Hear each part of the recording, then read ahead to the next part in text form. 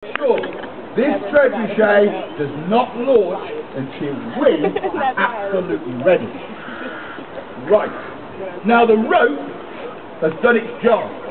It's brought down that arm and it's lifted that huge counterweight to its apex. But it's now in the way. That rope is locking the whole thing down. You pull the trigger now, this machine wouldn't explode, it'll implode. That's not good. So what do? Well, we get rid of the rope. The easiest way to do that is to wind it off. We wound it on, we'll wind it off. We don't need two men in each wheel to do that, because it's no longer an tension. So what we do is one man comes out of each wheel and goes round to the front of the machine onto a simple wooden brake. His fellow soldier turns round in the wheel, and instead of walking that way, he walks that way. Easy. But it is. But I tell you, this is the most dangerous part of the wind for a winder. You see, when he's going this way, it's incredibly hard work, but it's never going to run away with it. You've got something to work against. This way, it's free feeling. The temptation is to go a bit faster, and then a bit faster still, just to get the job done. But you mustn't, because if you do, and you slip or trip, you could be taken round the wheel, fall back onto the axle, and break your back. Could be the end of it. So that's why that man is so important on that brake. If he thinks you're going too fast, he can actually slow you down. If he thinks you're in trouble, you can stop the wheel. You can save your life. Now this machine is made of English oak, apart from one part, and that is the actual throwing arm. The throwing arm is made out of ash. Dragging it out. Now that is like an actual choice.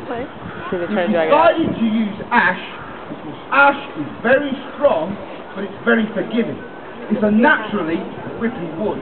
The best arrows you can shoot out of a longbow are made of ash. We want the same characteristics as that throwing arm. The last thing you want to happen is to pull the trigger and that arm shatters.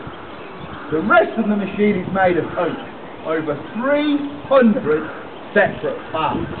And there lies the secret of how you move trebuchet. You can't just put wheels on them, can you? Not at that size and weight, and it's got to go to front.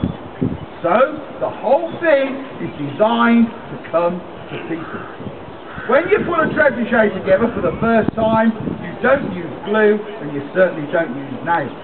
When you put it together, you use wooden wedges, wooden dowels, metal wedges, metal dowels. And when you put it together for the first time, you mark every single part with a symbol, something that a common man can understand. So you're happy with your trebuchet, knock it to pieces. Load it onto barges on the river, send it round the river system, out to sea, round the coast and off to France. At arrival at the sea site, the men can mash all those pieces and knock the whole thing back together again. In other words, the trebuchet was probably the first flat pack item. Just like that kitchen you got from IKEA. So hopefully there won't be any bits left over with this. Right. Now to test the trebuchet is what we're going to do today. We normally shoot a 15-kilo rock. But you can shoot whatever you like to go out of trebuchet. And also this machine is designed to shoot 10 times that weight. But 15 kilos will do. But you don't have to shoot rocks out of trebuchet. You can shoot all manner of things. One of my favourites, dead animals. Something that's been dead for weeks, so it's all mouldy and horrible. Pigs are fantastic. They're so aerodynamic, they fly beautifully. Load a rotting pig into your trebuchet, shoot it in the castle. Excellent. Germ warfare, that's what I'm talking. If it gets into the water supply, they're going to have to surrender. Another good one is fire. Castles are made of stone, but most of their internal buildings are made of wood and thatch. You get a raging inferno inside a castle, they're going to have to come out. And the best fire of all is something called Greek fire. Greek fire is a mixture of fuel and pitch. You put it in huge earthenware jars. Put a fuse on top of the jar, load it into your trebuchet. Light the fuse, lob it into the castle.